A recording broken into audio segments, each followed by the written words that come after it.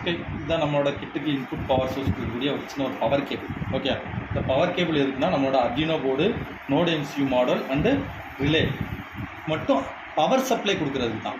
மற்றபடி இந்த motor operate ஆகிறதா இருக்கட்டும், இந்த இன்புட் சிக்னல் கிடைக்கிறது எல்லாமே எதில் இருந்தால் இந்த பேட்டரியில் இருந்து தான் கிடைக்கும். புரியுதா உங்களுக்கு? சார் பேட்டரி ஆஃப் பண்ணிட்டோம்னா இங்கேயும் என்ன செய்யாது, இது மட்டும் வரும், பட் என்ன பண்ணும், லோ வோல்டேஜ் தான் சொல்லும். புரியுதா உங்களுக்கு?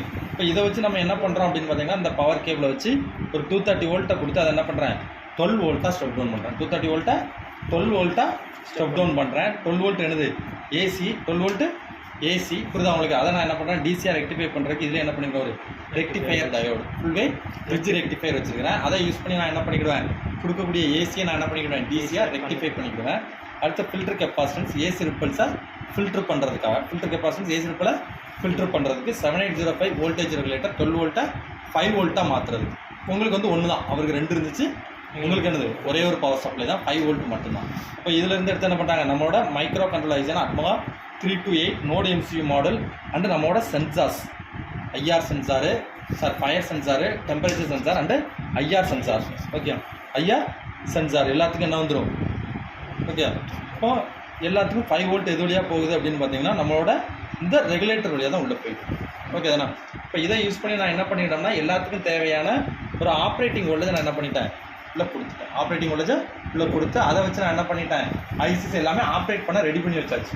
அடுத்து எப்போ இன்புட், அடுத்து என்ன பண்ணணும்னா, உள்ளே நம்ம என்ன பண்ணிடுவோம், அந்த மைக்ரோ கண்ட்ரோலரில் ஒரு ப்ரோக்ராம் எழுதி வச்சுருப்போம். அந்த ப்ரோக்ராமுக்கு நம்ம எல்லாமே என்ன பண்ணுவோம், ஒரு த்ரெஷ்ஹோல்டு பாயிண்ட் வச்சுருப்போம். சார் வோல்டேஜ் 10 வோல்ட்டுக்கு கீழே வந்தால் லோ வோல்டேஜ் பேட்டரி, அதே கரண்ட் வந்து 80 மில்லி ஆம்ஸ்க்கு மேலே போச்சுன்னா ஹை கரண்ட்டு, டெம்பரேச்சர் 40 டிகிரி செல்சியஸ்க்கு மேலே போச்சுன்னா ஹை கரண்ட்டு அப்படிங்கிற மாதிரி நம்ம என்ன பண்ணிப்போம், ஒவ்வொன்றுக்கும் ஒவ்வொரு செட் பாயிண்ட்ஸ் வச்சுருப்போம். அந்த செட் பாயிண்ட்டை ரீச் பண்ணும்போது ஆட்டோமேட்டிக்காக என்ன பண்ணும், இந்த மைக்ரோ கண்ட்ரோலருந்து ஒரு அவுட்புட் வரும். புரியுதா உங்களுக்கு? அந்த அவுட்புட் நேராக எங்கே போகணும், அந்த டிரைவர் ஐசியான ULN 2003, டிரைவர் ஐசியான ULN 2003. இந்த டிரைவர் ஐசியோட அவுட்புட் தான் எங்கே போகுது, நேராக ரிலே.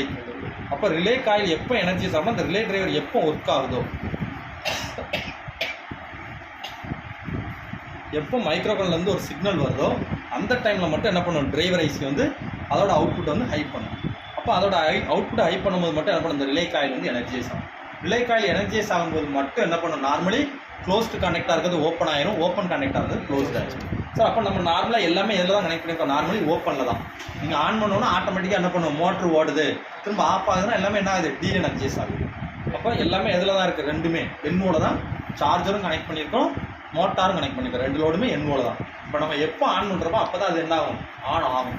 அதுக்கு ஆன் ஸ்டேட்டஸ் யார் தான் கொடுக்க போகிறோம், நம்ம மைக்ரோ கண்ட்ரோலர் வந்து நம்ம தான் கொடுக்க போகிறோம். புரியுதா உங்களுக்கு? சார் எல்லாமே நார்மலாக இருக்குது, ரிலே ஆன் ஆகட்டும், சார் ஏதோ ஒன்று லோவாக இருக்குது, ரிலே ஆஃப் பண்ணிடுங்க அப்படின்னு சொல்லி என்ன பண்ணிடுவோம், உள்ளேயே ப்ரோக்ராமிங்கில் எழுதி வச்சுப்போம். அது C++ல் ப்ரோக்ராம் எழுதியிருக்காங்க. ஓகே, இது என்ன, கிறிஸ்டல் ஆசிலேட்டர், ஐசிக்கு தேவையான கிளாக் பல்ஸுக்கு.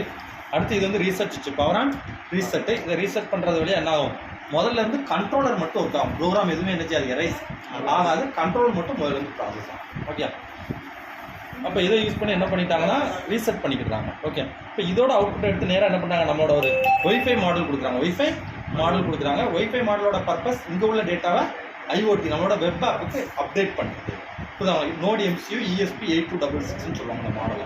ஓகே, எதுக்கு சார் இதுனா, நான் வந்து வெப் ஆப், சார் மொபைலில் நான் இது எங்கே, எந்த பேட்டரி என்ன ஸ்டேட்டஸில் இருக்குன்னு எங்கே இருந்தாலும் பார்க்கணும், அதுதான் வச்சுருக்கேன். IoT based wireless battery management சிஸ்டம்னு வச்சுருக்கோம். சார் ஒயர்லெஸ் பேட்டரி மானிட்டரிங் சிஸ்டம்னா ஒயர்லெஸ்னா பேட்டரியை மேனேஜ் பண்ணணும், அதுக்கு என்ன பண்ணிக்கலாம், மொபைல் ஃபோனில் எங்கே இருந்தாலும் நீங்கள் என்ன பண்ணிக்கலாம், ஒயர்லெஸில் கனெக்ட் பண்ணி நம்ம வியூ பண்ணி பார்த்துக்கலாம். ஓகே, அதுக்காக தான் என்ன பண்ணிக்கலாம், இந்த இடத்துல ஒரு ஒய்ஃபை மாடல் வச்சு, இந்த ஒய்ஃபை மாடல் வழியாக நம்ம என்ன பண்ணுறோம், இன்டர்நெட் கனெக்டிவிட்டி கொடுத்து, அந்த இன்டர்நெட் கனெக்டிவிட்டி வழியாக நம்ம வெளியில் எங்கே இருந்தாலும் என்ன பண்ணிக்கலாம், அந்த ப்ராசஸை செக் பண்ணி மானிட்டர் பண்ணிக்கலாம். சார் இது ஓகே சார், இது யாருக்கு சார் அதிகமாக யூஸ் ஆகும் சார், வெஹிக்கிள் நம்ம சொல்லிடுறோம். அதோட வெஹிக்கிளோட பேட்டரி தயாரிக்கிறாங்கல்ல அவங்களுக்கு வந்து ரொம்ப ப்ளஸ்ஸாக இருக்கும். ஏன் சார்னா, அவங்க ஒரு பேட்டரியை வந்து செக் பண்ணுறாங்க அப்படின்னா சார்ஜிங்கும் செக் பண்ணணும், டிஸ்சார்ஜிங்கும் செக் பண்ணணும். அப்போ அவங்களுக்கு என்ன ஆகும், இப்போ ஒரு 10 பேட்டரி இருக்குன்னா 10 பேட்டரி நீங்கள் என்ன பண்ணிக்கலாம், ஒரே டைமில் உட்காந்து மொபைல் ஆப்லேயே செக் பண்ணிட்டே இருக்கலாம். எது எப்போ ப்ராப்ளம் வருது, அதோட கண்டிஷன் எப்படி இருக்குங்கிறத என்ன பண்ணிகிட்டே இருக்கலாம், ஃபைண்ட் அவுட் பண்ணிட்டே இருக்கலாம். அந்த ஒரு அட்வான்டேஜ். சார் வெஹிக்கிளுக்குனா என்ன அப்படின்னு பார்த்தீங்கன்னா, இப்போ நீங்கள் வெஹிக்கிளில் வந்து சார்ஜ் போட்டு வந்துட்டீங்க, வெஹிக்கிள் சார்ஜ் ஏறிட்டு இருக்கா இல்லையா நமக்கு தெரியாது, அப்போ அந்த மாதிரி ஸ்டேட்டஸ் பார்த்துக்கலாம். அதே மாதிரி சேம் டைம் வந்து பார்த்தீங்கன்னா, இப்போ யாரையும் பைக்கை கொடுத்து விட்றீங்க வெஹிக்கில், அப்போ யாராவது மிஸ்பிஹேவியர் பண்ணாங்கன்னா, சார் வோல்டேஜ் அதிகமாக வச்சோ அல்லது கம்மியாக வச்சோ உடனே நம்ம வியூ பண்ணிக்கலாம் IoT வழியாகவே.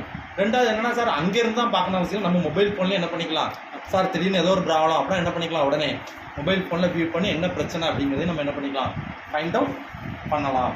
அவங்க அந்த மாதிரி ப்ராசஸ் தான் நம்ம என்ன பண்ணுறோம், அந்த இடத்துல ஐஓடி அப்படிங்கிறத யூஸ் பண்ணியிருக்கோம். இதுதான் நம்மளோட ரிலே டிவைஸு.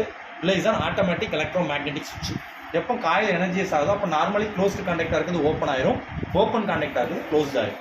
நம்மளை பொறுத்தவரை எப்போதுமே நம்ம லோடு ரெண்டுமே எதாவது கனெக்ட் பண்ணிருக்கோம், நார்மலி ஓப்பனில் தான். அப்போ எப்போ எனர்ஜியஸ் ஆகுதோ அப்போ தான் இது என்ன செய்யும், மோட்டரோ சார்ஜரோ என்ன செய்யும், கனெக்ட் ஆகும். இல்லைன்னா என்ன செய்யாது, கனெக்ட் ஆகாது. அப்போ அது டிஸ்கனெக்ட் ஆகிறது திரும்ப என்ன பண்ணிடுவோம், டீஎனர்ஜியஸ் பண்ணியிருக்கோம். இப்போ டீஎனர்ஜியஸ் ஆனால் ஆட்டோமேட்டிக்காக என்ன ஆகாது, டிஸ்கனெக்ட் ஆகிடும். இப்போ இது வழியாக நம்ம என்ன பண்ணிக்கணும், ஒரு பேட்டரியை ப்ரொடெக்ட் பண்ணுறதுக்கு தேவையான ஒரு டிவைஸ் தான் அந்த ரிலே டிவைஸ். ஓகே, இப்போ அடுத்து நமக்கு இதுக்கு கொடுக்கக்கூடிய இன்புட் சோர்ஸ்னு இருக்குல்ல, இன்புட் சிக்னல்ஸ். ஃபர்ஸ்ட் ஒன்று temperature sensor. Temperature sensor DS18B20 இதோட நம்பரு. இது ரியல் டைமாக இந்த இடத்துல இருக்கக்கூடிய டெம்பரேச்சர் என்ன அப்படிங்கிறத பார்க்குது. இட் இஸ் சர்ஃபேஸ் டெம்பரேச்சர், பேட்டரியோட சர்ஃபேஸ் டெம்பரேச்சர் தான் நம்ம என்ன பண்ணுறோம், ஐடென்டிஃபை பண்ணுறோம். ஓகே, அடுத்து இது வந்து ஃபயர் சென்சாரு. ஓகே, ஃபயர் சென்சாரோட பர்பஸ் ஃபயர் ஆகுதான்னு செக் பண்ணுறது. அதாவது ஸ்பார்க் மாதிரி இல்லை, ஸ்பார்க்கே வந்தாலும் போது என்ன பண்ணிடும், டிடெக்ட் பண்ணிடும். இப்போ தீப்பெட்டியே இருக்குன்னா கொளுத்துட்டு ஆஃப் பண்ணாலும் என்ன செஞ்சிடும், டிடெக்ட் பண்ணிடும். புரியுதா? பட் நமக்கு கொஞ்சம் டிலே தேவைப்படும். எதுக்கு டிலே தேவைப்படுமோ, நமக்கு ஐஓடிக்கு போகணும்ல, அதனால கொஞ்சம் டிலே எடுக்கும். அதாவது 2 செகண்ட்ஸ் நம்ம வச்சுருக்கிற மாதிரி இருக்கும். புரியுதா உங்களுக்கு? அப்போ அந்த டைமில் மட்டும் என்ன பண்ணணும், டிடெக்ட் ஆகி உங்களுக்கு இண்டிமேட் பண்ணும். இப்போ அந்த ஃபயர் சென்சார் பொறுத்தவரை ஒரு ஃபோட்டோ டயோடு தான். எப்போ அந்த இடத்துல எல்லோ அண்ட் ரெட்டிஸில் லைட் வந்தால் இப்போ உங்களுக்கு ஆட்டோமேட்டிக்காக டிடெக்ட் ஆகிடும். ஒயிட்னா என்ன பண்ணும், இப்படி போனால் தான் வரும். எல்லோ ரெட்டிஸ்னால் நீங்கள் என்ன பண்ணிக்கலாம், எவ்வளோ டிஸ்டன்ஸில் என்ன பண்ணிக்கலாம், நீங்கள் டிடெக்ட் பண்ணுற மாதிரி காமிக்கலாம். இதுதான் எனது நம்மளோட ஃபயர் சென்சாரோட வேலை. அடுத்து IR sensor. It is object detection மாதிரி. அப்போ இந்த இடத்துல தள்ளி ஒரு டிஸ்டன்ஸில் வச்சுருப்போம் பேட்டரியை. அப்போ பேட்டரி எப்போ நம்மளுக்கு வந்து பஜ்ஜா